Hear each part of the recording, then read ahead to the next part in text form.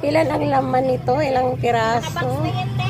Oo, buyback siya. 150. Tapos yung grapes, So, 130. yung grapes is 130. Grape siya guys na green. Green grass of hope. Ayan siya. Oh, ayan.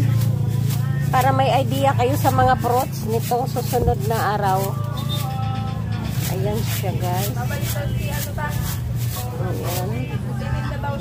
See? Tsaka, Sabi ko, dala ka ng panyo. dito siya sa iyong ano grapes na ito pula. Bakit magtitinda? Sabi niya totoo. Madam, magkano dito? Magkano dito? 240. Oh, ang grapes niya is 240. Yan, PM nyo lang ako kung saan banda ito. Oo. Yan. So, ako'y kukuha nito. Siya, basta sigurado kaabot pa to sa ano. Oo, ilagay mo lang sa ano ha. I-rip ko pa. Oo, alangan. Nakares talaga. Ito ba yung ano? Seedless.